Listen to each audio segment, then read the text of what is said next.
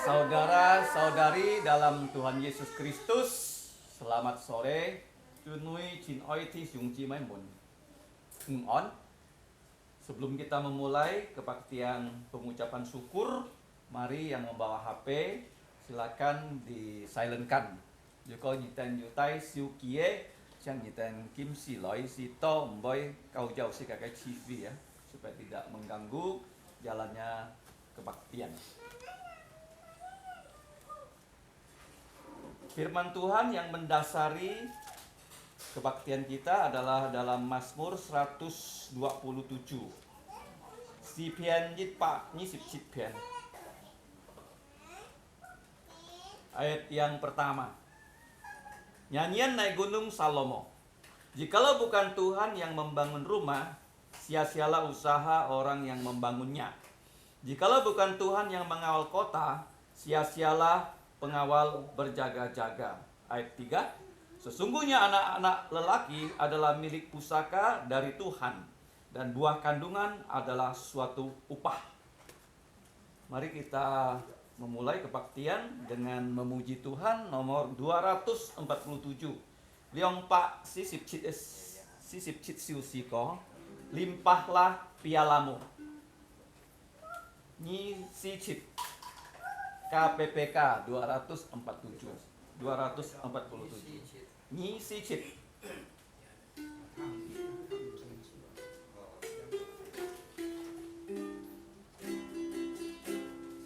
Rindukah kau hidup yang melimpah dari Tuhanmu, dan segala yang kau perlu. Percaya pada Bapa dan sesuai janjinya kan genap atas dirimu. Memenuhi hari ini di jantungmu, limpahlah pialamu seperti janji Tuhanmu. Memenuhi hari ini di jantungmu dengan kuasa Roh Kudus. Darahnya Tuhanmu memenuhi piala kosongmu, datanglah kepadanya, mempersembahkan dirimu di hadirat Tuhanmu. Firman-Nya kau kan diberi.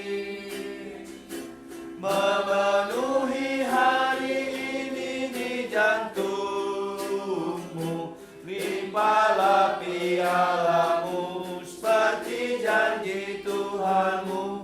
Memenuhi hari ini di jantungmu dengan kuasa Roh Kudus.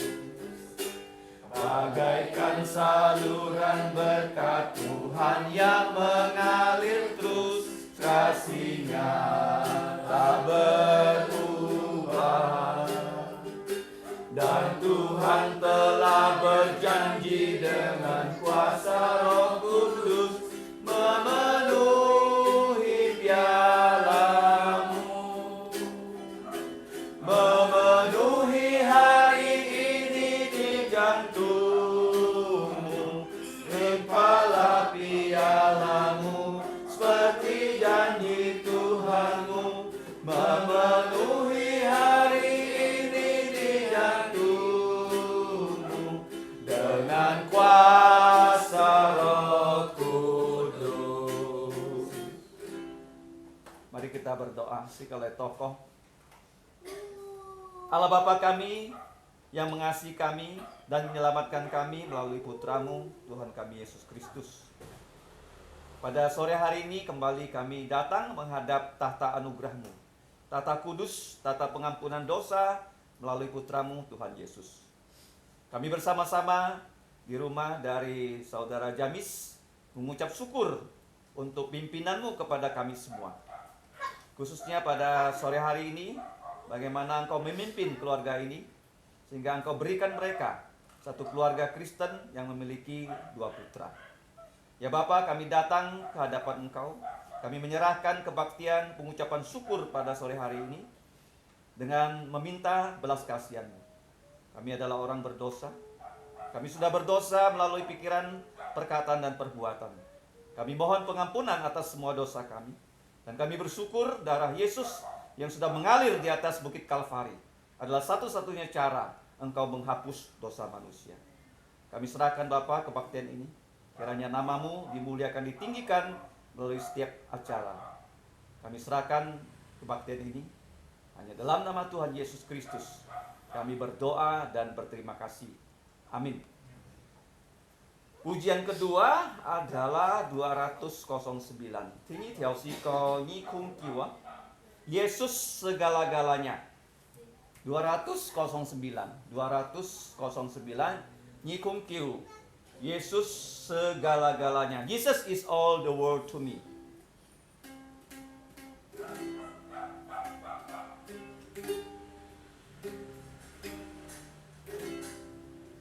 Yesus segala-galanya mencari hidupku,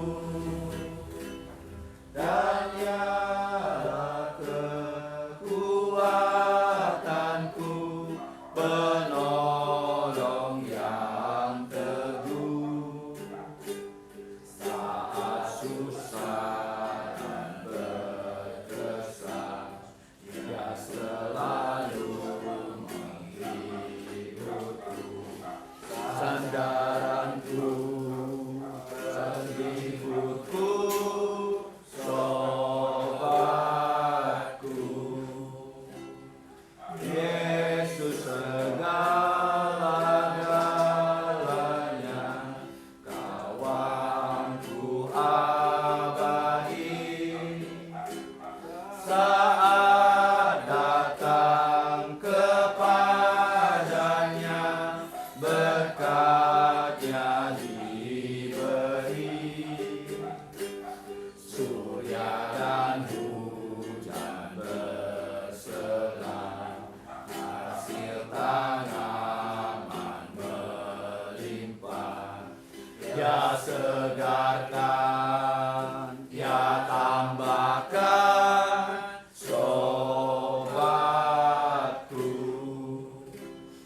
Yesus segala-galanya, setia padaku. Tak akan ku menyangkalnya, percaya padanya. Bersamanya ku amanlah, setiap saat ku pandang Dia. Kemanapun selalu serta, sobatku. Yesus segala-galanya, selalu yang ku rindu. Ku bersandar kepadanya, sekarang dan tetap. Hidupku indah mulia, bersamanya ku bahagia. Hidup kekal ku mengenal, sobatku.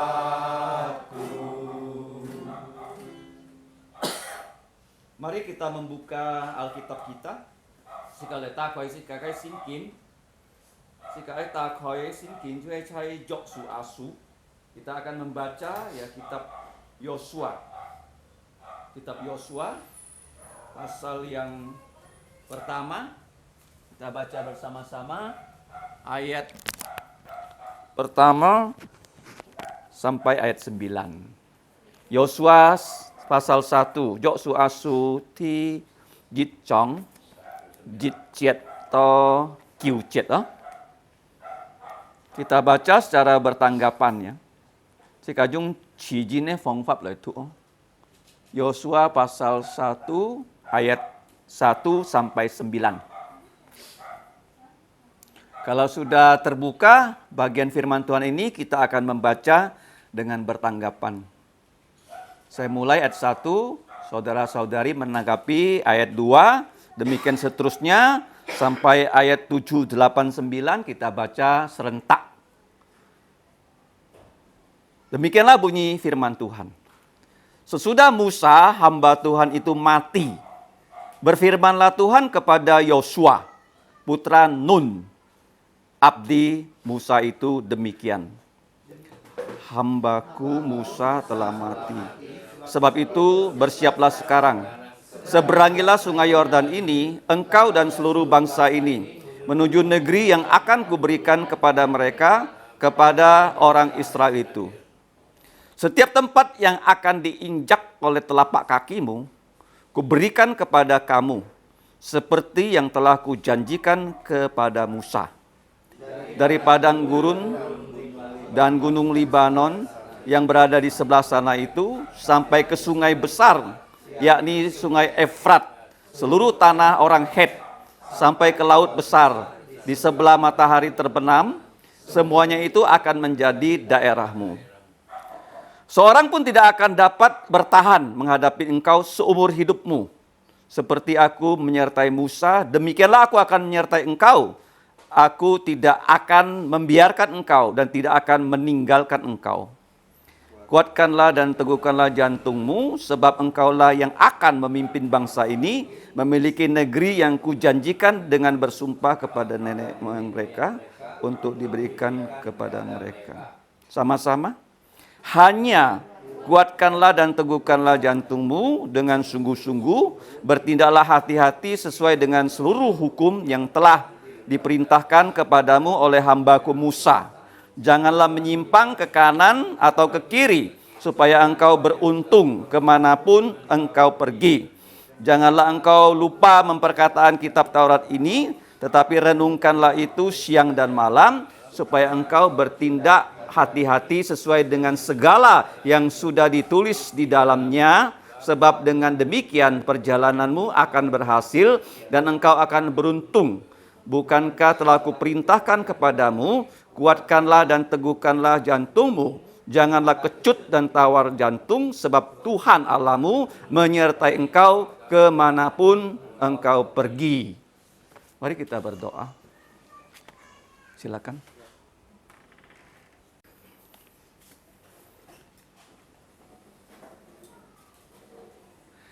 Sika Hanmang Tangsong Tiga Fa, Sika Shen Toko ya. Sebelum kita mendengarkan firman Tuhan, kembali kita berdoa. Bapa kami yang mengasihi kami melalui firman-Mu dalam Roh Kudus dan melalui Putra-Mu Tuhan Yesus, kami datang mengucap syukur sebab kesempatan baik di mana kami dapat bersama-sama membaca firman-Mu. Kami sekarang mau mendengarkan firman-Mu, bukakanlah telinga rohani kami agar kami dapat memahami, bahkan kami diberi kekuatan untuk menjalankan firman-Mu, untuk memuliakan nama-Mu. Ya Bapa, ampuni dosa kami, dalam nama Tuhan Yesus kami berdoa dan berterima kasih. Amin. Nah, pada sore hari ini adalah hari yang spesial ya. Kenapa? Karena kita mengucap syukur bahwa keluarga dari saudara Jamis sudah ditambah anggota keluarganya, bukan lagi 3 jiwa, ya, tetapi sudah jadi 4 jiwa. Nah, kita mengetahui bahwa keluarga ini adalah keluarga Kristen. Ya, mereka sama-sama percaya Yesus. Saudara Aliam, saudari Ajan, ya, sama-sama anak Tuhan yang menikah di hadapan Tuhan dan gerejanya. Nah, kita bersyukur pada sore hari ini putranya yang kedua sudah lahir ya, 1 bulan yang lalu. Orang Tionghoa itu punya tradisi cutnyet, no?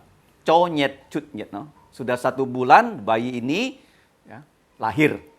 Nah, nama anaknya yang pertama itu John ya. Kemungkinan ikut bapaknya ya, Jamis gitu loh. Kira-kira saya duga begitu ya. Kemudian putra kedua namanya Jos katanya ya, Joshua ya. Nah, makanya kita membaca kitab Yosua. Nah, untuk kita yang punya nama sesuai dengan firman Tuhan, itu bukan sembarangan yang memberi nama anak sesuai dengan nama tokoh Alkitab. Kenapa begitu? Kalau John ya harus hidup seperti Yohanes. Kalau Jamis itu Yakobus, ya hidup seperti Yakobus.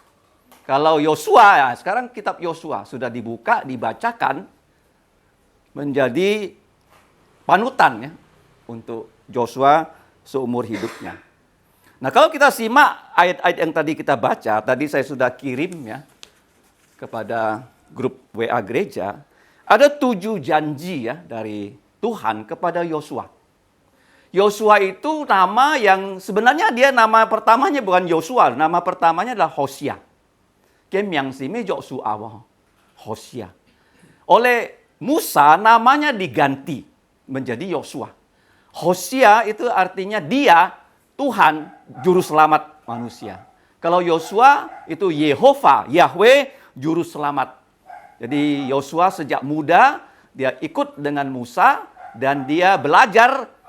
Ya, di sini dikatakan menjadi pelayan Musa. Ayat pertama dikatakan sesudah Musa hamba Tuhan itu mati. Berfirmanlah Tuhan kepada Yosua, Tuhan juru selamat putra dari Nun. Yosua tidak disebut hamba Tuhan, tapi disebut pelayan Musa. Ya, pelayan Musa. Banyak orang sekarang suka menyebut dirinya hamba Tuhan. Padahal dia belum bekerja apa-apa untuk Tuhan. Sudah menamakan diri hamba Tuhan. Ternyata tidak demikian ya. Kalau kita lihat ya, sebutan hamba Tuhan kepada Yosua baru nanti kita dapat baca di pasal terakhir dari kitab Yosua. Nah, Yosua ini disebut sebagai abdi Musa. Nah, kata hamba dalam bahasa aslinya itu abdi. Kalau dalam bahasa asli, ya, abdi Musa itu adalah syarat ya. Kalau kita lihat dalam Alkitab, siapa-siapa itu yang menjadi pelayan. Nah, pelayan itu seperti di rumah kita punya pembantu. Jadi dia selalu ikut perintah dari bosnya. Jadi Yosua waktu dia melayani, memang dia melayani Tuhan, tetapi dia punya seorang yang membimbing dia sebagai mentor yang namanya Musa. Jadi apa yang Musa perintahkan kepada Yosua, dia akan jalankan loh. Nah, seperti waktu orang Israel baru keluar dari Mesir, Yosua waktu itu ya usianya baru 40 tahun lebih, dan dia dipimpin oleh Tuhan untuk memimpin perang. Dan Musa dengan Hur naik ke gunung, mereka berdoa. Ya. Dan kalau kita lihat ya, Yosua itu sebagai pasukan ya yang Tuhan pimpin ya untuk mengalahkan bangsa yang pada saat itu tiba-tiba ya menyerbu orang Israel. Itu pertama-tama kita melihat bagaimana Yosua dipakai oleh Tuhan dalam pelayanan di tengah-tengah orang Israel untuk membantu Musa. Nah, Tuhan berfirman di sini, hambaku Musa sudah mati. Jadi demikianlah firman Tuhan kepada Yosua. Ini perkataan demikianlah firman Tuhan kepada Yosua. Kalau kita cermati dalam kitab Yosua, itu ada 7 kali ya. Tuhan berkata pada Yosua, Tuhan berkata pada Yosua, Tuhan berkata pada Yosua 7 kali. Ini yang membuat Yosua nanti menjadi bukan hanya pelayan Musa, tapi dia betul-betul menjadi pelayan Tuhan ataupun hamba Tuhan. Nah, Tuhan sekali lagi berkata, hambaku Musa abdi telah mati. Ya, Musa ini mati bukan karena dia tua ya. Dia masih kuat 120 tahun. Matanya masih terang. Karena dia membandel kepada Tuhan, dia tidak diperkenankan masuk ke tanah perjanjian. Maka Tuhan meminta dia naik ke Gunung Nebo, kemudian nyawanya dicabut. Jadi orang mati itu bukan karena kita sudah lemah seperti handphone baterainya habis, enggak loh.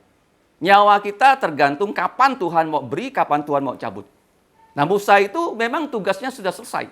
Bangsa Israel sudah 40 tahun ya berputar-putar di padang belantara, dan generasi pertama semua sudah Tuhan cabut nyawanya. Sekarang generasi kedua harus masuk ke tanah perjanjian, dan yang memimpin itu tidak lagi Musa. Dia hanya bisa dari Gunung Nebo memandang ke tanah perjanjian. Dia nggak boleh masuk. 3 kali dia berdoa pada Tuhan, Tuhan bilang nggak bisa. Nah, waktu Musa sudah mati, Yosua ini penerus yang sudah Tuhan siapkan ya untuk bangsa Israel selama 40 tahun. Dan Yosua dikatakan di sini sebagai orang yang disertai Tuhan. Nah, kalau kita lihat dalam ayat 3 sampai ayat 9. Di situ ada 7 janji ya. Mari kita simak baik-baik. Janji yang pertama ayat 3. Setiap tempat yang akan diinjak oleh telapak kakimu, kuberikan kepada kamu seperti yang telah kujanjikan pada Musa. Ini ayat 3 dan ayat 4. Janji yang pertama ya. Tolong ditandai Alkitab kita. Janji kedua itu di ayat yang kelima. Seorang pun tidak akan dapat bertahan menghadapi engkau seumur hidupmu. Seperti aku telah menyertai Musa, demikianlah aku menyertai engkau. Aku tidak akan membiarkan engkau dan tidak akan meninggalkan engkau. Jadi di sini ada janji yang Tuhan berikan kepada Yosua bahwa tidak seorang pun dapat bertahan di hadapan Yosua seumur hidupnya. Dan Tuhan berjanji ketiga, saat ya Musa disertai Tuhan, demikian juga Tuhan akan bersama-sama dengan Yosua. Kemudian aku tidak akan mengecewakan engkau dan aku tidak akan meninggalkan engkau. Kata membiarkan engkau di situ, aku tidak akan membuat engkau kecewa. Jadi di situ sudah ada 4 sampai 5 janji. Nah, kemudian janji berikutnya di ayat 6. Di ayat 6 di situ dikatakan bahwa Yosua lah yang akan memimpin ya bangsa Israel untuk membagi tanah perjanjian. Sebab engkaulah yang akan memimpin bangsa ini memiliki negeri yang kujanjikan dengan bersumpah kepada nenek moyang mereka untuk dibagikan kepada mereka. Itu janji Tuhan yang ke-6 kepada Yosua. Sedangkan janji yang ke-7 dapat kita lihat di ayat 9. Di situ dikatakan, aku akan menyertai engkau kemanapun engkau pergi. Jadi ada 7 janji yang Tuhan sampaikan kepada Yosua sebelum dia menjalankan tugasnya. Jadi kita sebagai orang Kristen, khususnya kita yang menjadi orang tua, kita punya anak, kita tahu bahwa hidup kita itu ya bukan meraba-raba di dunia ini. Kita orang Kristen punya firman Tuhan. Setiap anak Tuhan, Tuhan sudah punya rencana yang baik untuk anak-anaknya.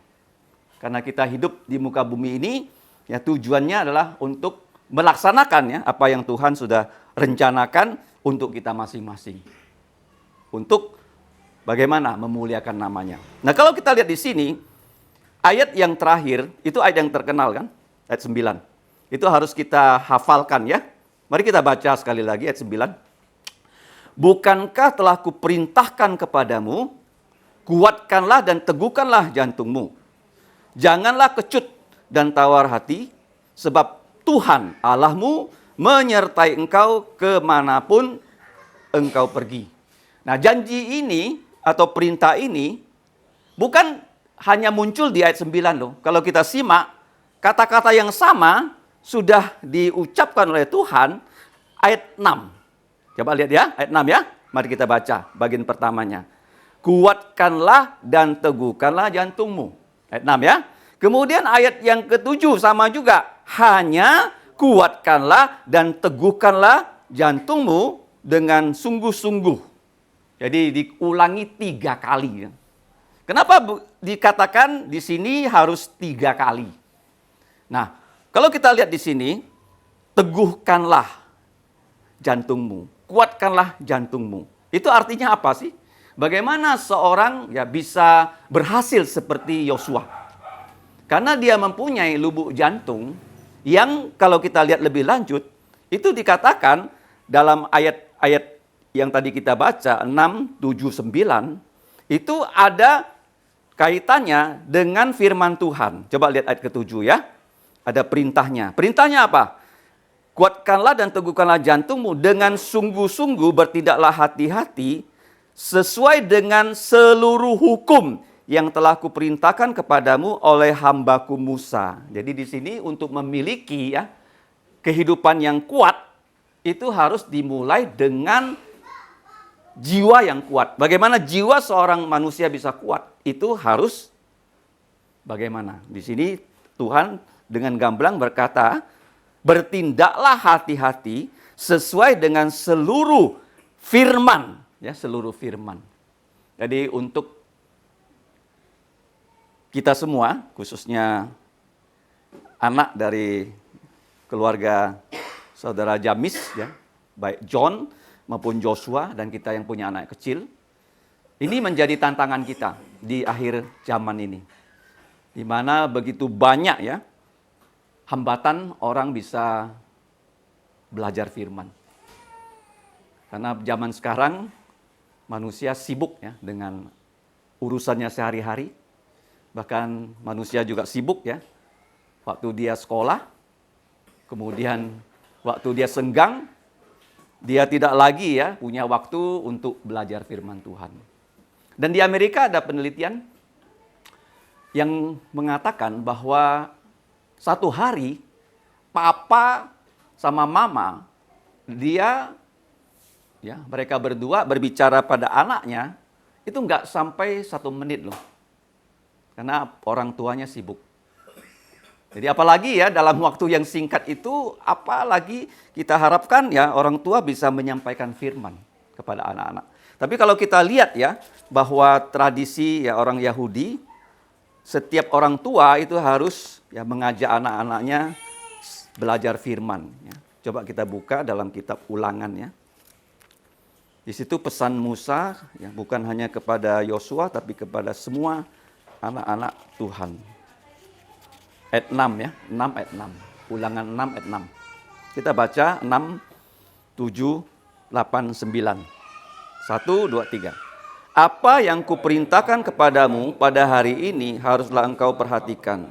Haruslah engkau mengajarkannya berulang-ulang kepada anak-anakmu dan membicarakannya apabila engkau duduk di rumahmu, apabila engkau sedang dalam perjalanan, apabila engkau berbaring, dan apabila engkau bangun. Haruslah juga engkau mengikatkannya sebagai tanda pada tanganmu, dan haruslah itu menjadi lambang di dahimu, dan haruslah engkau menuliskannya pada tiang pintu rumahmu dan pada pintu gerbangmu.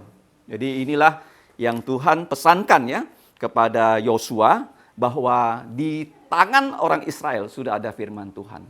Dan di tangan kita sekarang, kita memiliki firman Tuhan yang lebih lengkap daripada yang dipegang oleh Yosua. Yosua waktu dia melanjutkan pelayanan Musa, di tangannya baru ada 5 kitab Musa, Kejadian sampai Ulangan. Kalau sekarang kita memiliki 66 kitab. Perjanjian Lama 39 kitab, Perjanjian Baru 27 kitab. Nah ini yang menjadi tantangan ya, bahwa anak kecil kita harus memantau mereka loh. Bukan hanya mereka bisa sekolah selesai sampai perguruan tinggi.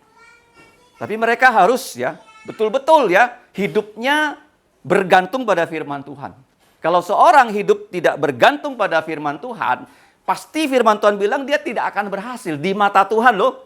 Bisa saja dia berhasil di matanya manusia, tapi tidak berhasil di matanya Tuhan. Jadi Tuhan berkata pada Yosua, kamu menerima 7 janji ini dengan syarat. Ya, yang pertama tadi kita katakan, kamu harus hidup sesuai dengan firman Tuhan ini dan kamu harus melakukannya. Jadi bukan hanya kita belajar firman Tuhan, tapi kita harus menjalankan firman Tuhan. Ya, seringkali orang membaca firman Tuhan, dia nggak ngerti. Apalagi ya, dia tidak belajar firman Tuhan dari orang yang sudah mengerti firman Tuhan.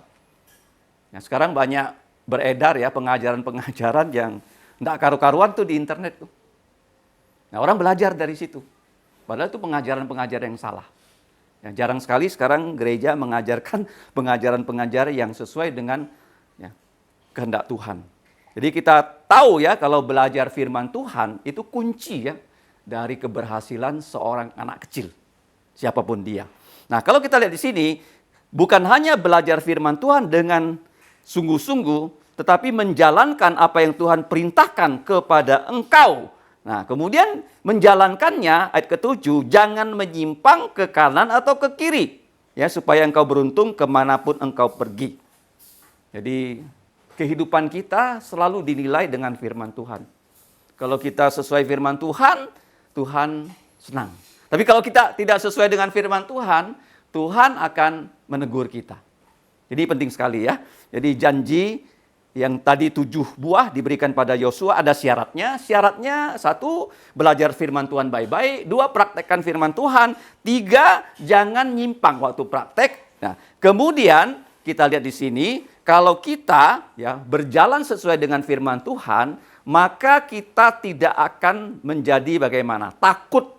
Ya, takut di sini, kuatkanlah dan teguhkanlah jantungmu. Ya, kenapa kita bisa punya jiwa yang kuat? Karena kita bagaimana? Sudah menyimpan firman Tuhan di dalam lubuk jantung kita. Jadi kita bukan hanya belajar firman Tuhan, kita bukan hanya mengerti firman Tuhan, tapi firman Tuhan itu harus ya ada dalam benak kita. Zaman sekarang kita harus ya mengambil suatu kebiasaan ya untuk menghafal firman Tuhan. Jadi firman Tuhan itu kalau sudah tersimpan ya dalam pikiran kita, firman Tuhan itu akan bekerja. Nah, pada saat ya kita harus memilih di antara banyak pilihan. Jadi kalau kita ingin ya anak-anak kita, keturunan kita berhasil, inilah kuncinya. Yaitu belajar firman Tuhan, kemudian praktekkan firman Tuhan tanpa menyimpang ke kanan atau ke kiri. Kemudian, nah berikutnya, ayat 8. Janganlah engkau lupa memperkatakan ya, kitab Taurat ini. Jadi jangan lupa memperkatakan itu artinya kita bisa membaca firman Tuhan ini dengan bersuara. Karena zaman dulu belum ada ya alat fotokopi. Jadi semua firman Tuhan yang ada di rumah masing-masing itu hasil salinan loh. Jadi barang yang paling berharga di rumah seorang percaya itu bukan buku tabungannya. Ya. Orang kaya punya buku tabungan, uangnya banyak kan. Ya. Tapi yang berharga di keluarga adalah firman Tuhan. Dan firman Tuhan di zaman dulu itu dalam gulungan, nggak ada ceritanya pasal berapa, ayat berapa, nggak ada. Ya, di dalam gulungan gimana ada pasalnya, ada ayatnya. Ya, kenapa firman Tuhan sekarang ada pasal, ada ayat? Karena ditemukan mesin cetak, bisa dibuat buku seperti ini. Diberi nomor pasal, ya diberi nomor-nomor ayat. Dulu nggak ada. Jadi orang ya kalau mau ya firman Tuhan itu, dia harus memasukkannya dalam otak. Kalau sekarang ya orang menjadi malas, firman Tuhan ada di buku, ada di HP. Sehingga tidak pernah ada di otaknya. Itu menjadi satu bencana bagi manusia. Ya, manusia meremehkan firman Tuhan ya. Karena firman Tuhan itu zaman dulu harus disalin di rumah masing-masing, baru ada salinan. Dan salinan itu tentu nggak utuh ya. Salinan yang utuh itu hanya ada di mana? Di rumah pertemuan mereka. Ya, ditaruh di gulungan besar itu. Jadi mereka harus ya menghafal firman Tuhan. Contohnya Yesus ya, waktu dia menghadapi pencobaan setan. Apa yang keluar dari mulutnya? Ulangan firman Tuhan. Manusia hidup bukan dari roti saja, tetapi dari setiap firman yang keluar dari mulut Allah. Jadi jelas di sini harus memperkatakan, artinya orang tua harus ya mengajak anaknya belajar firman Tuhan. Walaupun susah, harus diusahakan. Nah, saya setiap pagi kalau saya mengantar anak saya ke sekolah, di dalam mobil tuh ada Injil Tuhan Yesus dan ada Alkitab. Satu anak saya suruh baca Injil Tuhan Yesus, satu anak saya suruh baca ayat-ayat pendek. Dan memang itu kelihatannya sepele ya. Tetapi kita percaya ya kalau kita memiliki firman Tuhan, kita akan dibuatnya berhasil. Ya, orang tua jangan sampai ya hanya punya cita-cita ingin anaknya sekolah di sekolah yang baik. Ya, apalagi sekarang ya, kalau sekolah di sekolah yang nasional tidak cukup. Harus sekolah di sekolah yang bilingual. Bilingual sekarang nggak cukup, harus trilingual. Ya, bukan hanya bahasa Indonesia, bahasa Inggris, bahasa Mandarin ya sekarang. Jadi itu memang baik, tapi jangan lupa ya, kuncinya orang Kristen adalah firman. Diperkatakan. Dan kemudian bukan hanya diperkatakan, karena sering diperkatakan, itu menjadi dihafal, ya, direnungkan siang dan malam. Nah, ayat merenungkan firman Tuhan siang malam ini kemudian, ya kalau kita lihat Mazmur pasal 1, berbahagialah orang yang merenungkan firman Tuhan siang dan malam. Apa saja yang dibuatnya akan berhasil. Nah, merenungkan firman Tuhan siang dan malam dikatakan seperti pohon yang tumbuh di tepi air, akan menghasilkan buah pada musimnya. Nah, kata merenungkan di sini ada peneliti Alkitab yang mengajarkan bahwa peristiwa itu seperti sapi ya, kalau dia makan rumput. Dia nggak langsung masukkan ke dalam sistem pencernaannya. Jadi sapi yang memakan rumput akan menyimpan rumput di dalam usus besarnya. Ya, ada sebuah kantong di sini. Jadi waktu sapi itu tidur, dia keluarkan lagi itu rumput yang ada di dalam kantong di bawah mulutnya dan dikunyah lagi sampai halus ya. Sesudah halus baru dimasukkan ke sistem pencernaannya. Jadi firman Tuhan juga seperti itu loh. Jangan kamu anggap, oh baca firman Tuhan pagi-pagi 1 kali cukup. Nah, kalau dibaca nanti lupa bagaimana. Hidup kita kan 12 jam. Ya. Alangkah baiknya kalau punya kesempatan, kita bisa buka lagi firman Tuhan. Kita baca ya, walaupun 1-2 ayat. Ya, 1-2 ayat, tapi kalau 1-2 ayat kita mengerti, kita hafalkan, kita bisa jalankan lebih berarti daripada pagi-pagi baca 3 pasal. Tapi lupa semua. Ya, jadi kita harus berlatih ya. Jadi barang siapa ya yang di sini memperkatakan firman Tuhan, menghafal firman Tuhan, bisa merenungkan firman Tuhan itu siang dan malam. Ya, dia bukan hanya pagi hari saja, siang hari dan malam hari. Nah, engkau bisa bertindak hati-hati sesuai dengan semua yang ditulis di dalam firman Tuhan. Nah, dengan demikian perjalananmu akan dibuat Tuhan berhasil dan engkau akan beruntung. Jadi itu syarat yang Tuhan berikan kepada Yosua, di mana Yosua ya, sebagai pengganti Musa, dia memimpin bangsa Israel memasuki tanah perjanjian, dan bangsa Israel itu bukan bangsa yang gampang tuh dipimpinnya. Mereka itu pemberontak, dikatakan tegar tengkuk. Bahkan Musa saja ya gagal memimpin mereka masuk tanah perjanjian. Pada kali terakhir Tuhan menyuruh Musa berbicara pada gunung batu supaya keluar air. Musa saking jengkelnya ya, dia memukul batu dan batu itu mengeluarkan air. Tapi Musa dilarang Tuhan masuk ke tanah perjanjian. Kamu bayangkan ya, pemimpin seperti Musa saja gagal memimpin orang Israel. Dia sendiri tidak bisa masuk. Yosua kalau kita lihat adalah anak muda yang dari awal, ya, karena dia beriman sungguh-sungguh pada Tuhan, dia tidak pernah ya dikatakan firman Tuhan melakukan ya, pelanggaran-pelanggaran berat. Hanya 1 kali ya dia dicatat di Alkitab melakukan satu hal yang ditegur Musa. Jadi waktu ada orang ya digerakkan Roh Kudus bernubuat, Yosua tuh bilang sama Musa, kok di antara grup ini ya semua bisa bernubuat, tapi di sebelah sana ada orang yang bisa bernubuat. Dia bilang, boleh nggak saya cegah mereka? Musa bilang jangan. Hanya di waktu itulah ya dikatakan firman Tuhan ada teguran pada Yosua. Yosua ini adalah seorang yang taat, ya, seperti Kaleb. Ya, ketika 10 pengintai masuk ke tanah perjanjian, hanya Yosua dan Kaleb yang percaya loh bahwa Tuhan bisa memimpin mereka masuk ke tanah perjanjian. Sehingga hanya Yosua dan Kaleb dari generasi pertama yang bisa masuk tanah perjanjian. Semuanya yang lain itu mereka binasa. Nah, kalau kita lihat ya, kitab Yosua ini adalah kitab yang baik. Kenapa baik? Karena Musa sebagai pemimpin yang baik, dia mempunyai penerus yang baik. Sering dikatakan bahwa tidak akan ada sukses kalau tidak ada suksesor. Bangsa Indonesia terhitung bukan bangsa yang sukses. Kenapa? Karena waktu presiden pertama berganti presiden kedua, itu berdarah-darah bukan? Dari presiden kedua diganti dengan presiden ketiga, itu juga berdarah-darah. Tahun 98 di Jakarta ada kerusuhan. Jadi tidak ada sukses kalau tidak ada suksesor. Demikian juga ya, keluarga Jamis, saya berharap ya, kedua putranya bisa menjadi anak Tuhan yang baik. Kalau saya ingat kembali ya, tahun 70-an ya, 75. Jamis itu baru lahir. Saya pernah ikut ya, keluarganya tinggal di Nangapino. Jadi dia masih bayi, abangnya itu Afan dan kakaknya Ami. Ya, Jamis itu baru lahir. Sekarang sudah 40 tahun lebih ya.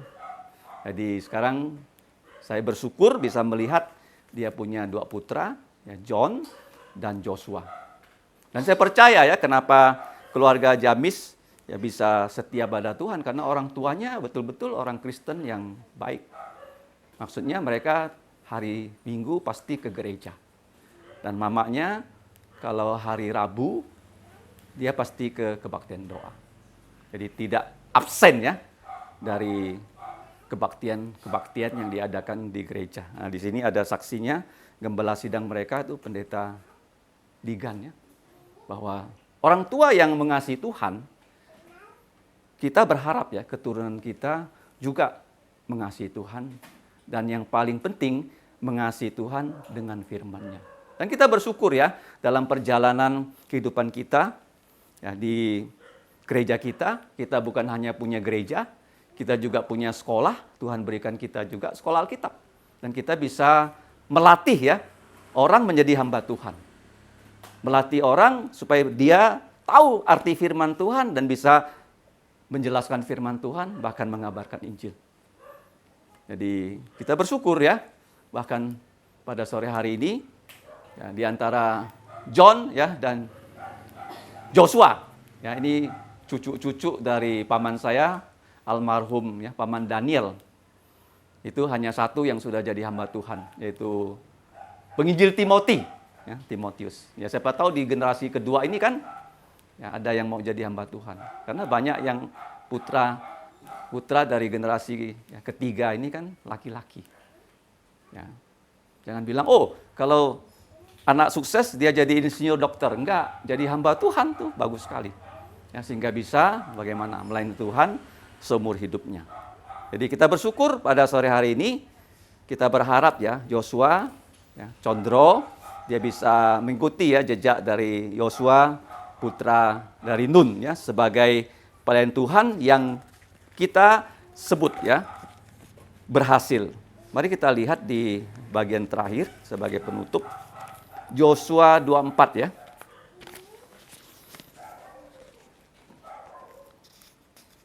Ayat 15 ya. Kita baca bagian yang terakhir, ayat yang terkenal. Ayat 15. 1, 2, 3. Tetapi jika kamu anggap tidak baik untuk beribadah kepada Tuhan, pilihlah pada hari ini kepada siapa kamu akan beribadah. Allah yang kepadanya nenek moyangmu beribadah di seberang sungai Efrat, atau Allah orang Amori yang negerinya kamu diami ini. Tetapi aku dan seisi rumahku, kami akan beribadah kepada Tuhan. Nah, kata beribadah ini adalah melayani ya. Banyak kita salah mengerti ya. Banyak orang Kristen sekarang mengikuti kata-kata dalam bahasa Arab. Kebaktian pun diganti dengan ibadah. Itu nggak betul ya. Kalau seperti ini namanya kebaktian. Kalau ibadah itu apa? Hidup saleh, hidup sesuai dengan firman Tuhan. Kalau orang menggunakan kata ibadah ya dari agama seberang, mereka dengan ibadah ingin selamat. Nah, kalau kita bukan loh, kalau kita beribadah artinya tiap hari kita hidup sesuai dengan firman Tuhan, kita ingin memuliakan Tuhan. Jadi pertemuan seperti ini namanya bukan ibadah ya. Ibadah itu seluruh hidup. Ini namanya kebaktian, meeting. Tapi gereja-gereja sekarang semua ganti. Pokoknya kebaktian ibadah. Padahal ibadah itu bukan hanya di sini loh, di luar. Kalau agama seberang kan ibadah mereka untuk masuk surga. Kalau kita bukan. Ya, kita punya ibadah artinya hidup saleh kita untuk memuliakan Tuhan. Jadi di sini kami akan, kata yang tepat itu melayani Tuhan. Kata lebih tepat apa? Melayani Tuhan. Ya, jadi kata ibadah itu sebenarnya pelayanan ya. Jadi kebaktian itu anak-anak Tuhan bertemu ya, seperti sore hari ini. Itu namanya kebaktian. Tapi sekarang kata kebaktian oleh gereja-gereja semua diganti ya, dengan ibadah. Kemudian kata gereja diganti jemaat. Ya, jemaat itu kan asalnya dari kata Jumatan. Kita bukan bertemu di hari Jumat. Kita bertemu di hari Minggu. Jadi nggak ada jemaat tuh. Kita bukan ketemu hari Jumat. Jadi kita harus betul-betul ya bisa belajar firman Tuhan dengan baik. Dan kita harus melayani Tuhan. Coba kita baca ayat terakhir. Di pasal yang sama. Nah, ini Tuhan sekarang bukan memanggil Yosua sebagai abdi Musa. Tapi disebut hamba Tuhan. Ayat 29. Ingat ya, setelah dia melayani sekian lama, ya, dia mati umur 110 tahun. Jadi dia melayani Tuhan itu sekitar ya, 70 tahun ya. 40 tahun bersama Musa, 30 tahun setelah Musa mati. Mari kita baca ayat 29. Dan sesudah peristiwa-peristiwa ini, maka matilah Yosua putra Nun. Nah, hamba Tuhan itu ketika berumur 110 tahun. Ingat baik-baik ya. Jadi Yosua sebelumnya hanya disebut sebagai pelayan Musa. Ya, kata pelayan ini sangat menarik ya. Di dalam perjanjian lama yang menjadi pelayan itu adalah para imam, raja juga disebut pelayan. Kalau di perjanjian baru Tuhan Yesus juga disebut pelayan. Dan juga yang mengabarkan Injil disebut pelayan. Dan orang yang membantu pengabaran Injil seperti Markus juga disebut pelayan. Jadi pelayan itu mengikuti pimpinan kita. Ya, pimpinan kita adalah Tuhan. Jadi Tuhan memimpin Musa untuk mendidik Yosua. Dan Yosua menjadi tokoh perjanjian lama yang tadi saya sebut ya. Tidak ada teguran ya dari Tuhan kepada Yosua kecuali waktu orang bernubuat dia komplain sama Musa dan Tuhan melalui Musa mengatakan tidak boleh ya. Dimanapun Roh Kudus menggerakkan orang ya, baik dalam kelompok yang dikenal yang tidak dikenal mereka sama-sama dipakai oleh Roh Kudus. Jadi di sini ada 7 janji dari Tuhan kepada Yosua bahwa Yosua ya akan bagaimana memiliki tempat untuk orang Israel dimanapun kakinya berpijak. Itu yang pertama. Yang kedua, tidak ada orang yang bisa bertahan di hadapan Yosua seumur hidupnya. Yang ketiga, Tuhan berjanji bahwa seperti ia menyertai Musa, demikian ia menyertai Yosua. Dan dikatakan di sini, ya Tuhan tidak akan membuat Yosua kecewa dan Tuhan tidak akan meninggalkan Yosua. Dan Yosua akan menjadi pemimpin yang memimpin orang Israel menaklukkan tanah perjanjian dan membagi yang milik pusaka kepada orang Israel. Dan janji yang ketujuh, Tuhan akan bersama menyertai Yosua kemanapun ia pergi dengan syarat bahwa Yosua harus satu.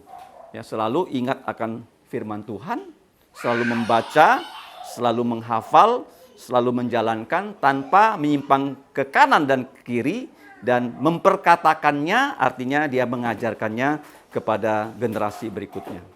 Dan akhirnya kita lihat Yosua sebelum dia mati baru disebut seorang hamba Tuhan. Sebelumnya dia hanya disebut sebagai pelayan Musa. Mari kita berdoa. Bapa, kami mengucap syukur bahwa di segala zaman Engkau memimpin generasi yang lebih tua dan generasi yang lebih muda. Engkau telah memimpin Musa dan Yosua. Dan kami juga berharap Engkau bisa memimpin generasi kami, bahkan generasi yang di bawah kami. Kami serahkan keluarga dari saudara Jamis. Kiranya Engkau menolong mereka, baik dia dan istrinya, bisa membimbing kedua putranya di dalam firman-Mu. Sehingga mereka menjadi keluarga yang melayani Engkau dan memuliakan nama-Mu. Demikian juga kami semua yang sudah mendengarkan firman-Mu, kami juga memiliki anak, bahkan ada yang sudah memiliki cucu di antara kami. Kiranya Engkau menolong kami menjadi orang-orang yang senantiasa seperti keluarga Yosua, ingin melayani Engkau selama kami masih bernafas di muka bumi ini.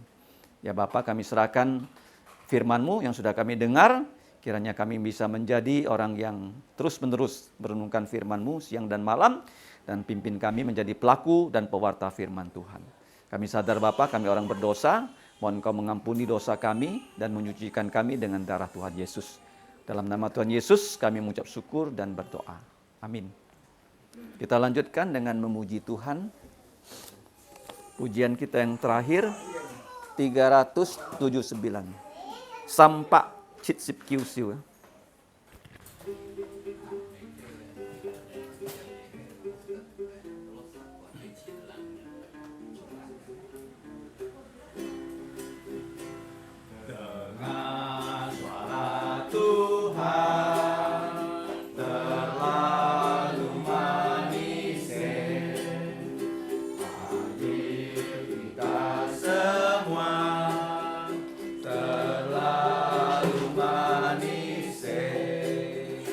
Ayo kerja buat Tuhan, sungguh senang-senangnya. Dipanggil Tuhan, terlalu manis. Hai serahkanlah dirimu ke hadapan Tuhan, layani Dia terlalu manis. Kerja buat Tuhan, terlalu manis.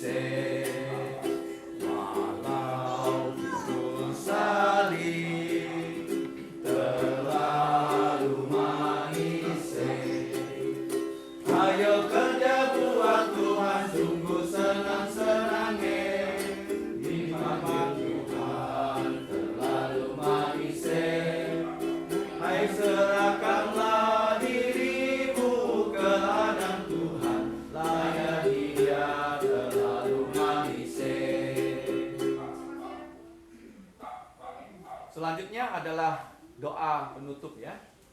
Kita mohon kita bisa berdoa bersama-sama. Saya minta kepada tuan rumah ya menyampaikan pokok doanya. Mulai dari saudara Jamis apa pokok doanya. Dan kalau di antara kita ada pokok doa yang khusus dan kesaksian, silakan disampaikan. Kita akan doa sama-sama.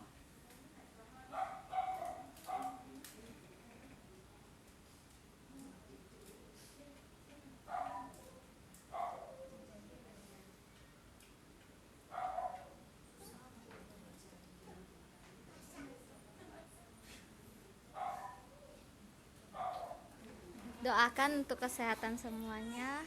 Terus doakan untuk perjalanan Koko akan pulang ke Nangapino. Doakan untuk kesehatan itu mama yang ada di Nangapino juga, sama keluarga di sini semua. Ama, doa. Junjun doa lah. Doa untuk siapa? Doa untuk keluarga, diberi kesehatan jalan. Doa untuk Bapak Ajan supaya mau menerima Tuhan Yesus, kita doakan. Dan juga adiknya juga, kakaknya juga, semoga juga mau percaya.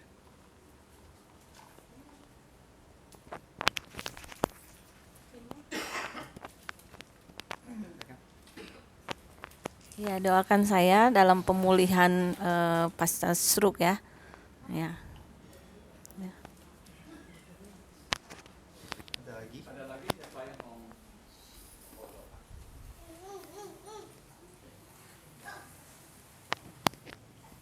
Oke, kalau tidak ada kita berdiri ya, kita doa sama-sama. Terus kita doa juga untuk doa makanan yang sudah disiapkan. Dan setelah itu kita akhiri dengan doa Bapa kami ya. Kita doa bersama-sama. Mari kita buka suara ya. Mari.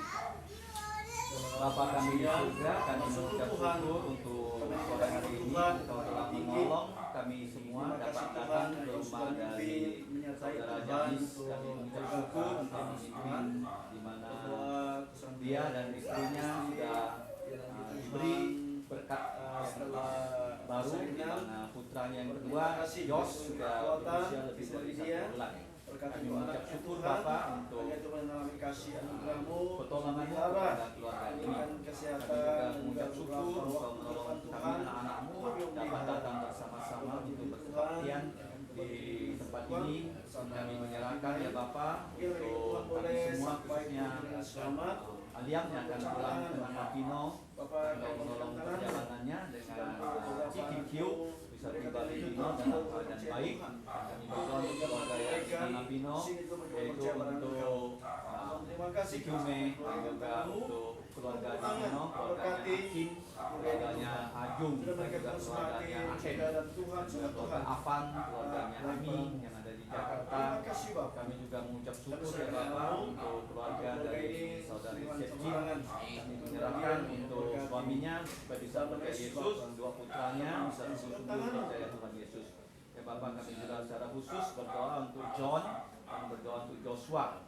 Kiranya kedua anak ini bisa bertumbuh secara jasmani bahkan rohani. Mereka bisa menjadi orang yang mengasihi Engkau melalui firman-Mu dan Kau persiapkan mereka untuk melayani Engkau untuk memuliakan nama-Mu. Bapak, kami juga mengucap syukur untuk berkat rohani yang telah Engkau siapkan untuk kami dan juga berkat jasmani yang telah disiapkan oleh keluarga ini. Karena kami terima dan ucapan syukur. Kami juga menyerahkan untuk keluarga kami yang ada di Kalimantan maupun yang ada di luar Kalimantan. Kiranya Engkau menolong mereka, kiranya kami semua terus menjadi orang-orang yang setia pada Engkau dalam firman-Mu. Kami saat ini mengakhiri kebaktian ini dengan mengucapkan doa Bapa kami yang Tuhan Yesus sudah ajarkan kepada kami dengan mengucap Bapa kami yang di surga, dikuduskanlah namamu, datanglah kerajaan-Mu, jadilah kehendakmu di bumi seperti di surga. Berikanlah kami pada hari ini makanan kami yang secukupnya, dan janganlah kami bersalahan kami seperti kami mengampuni kesalahan pada kami, dan janganlah membawa kami ke cobaan, tapi lepaskan kami dari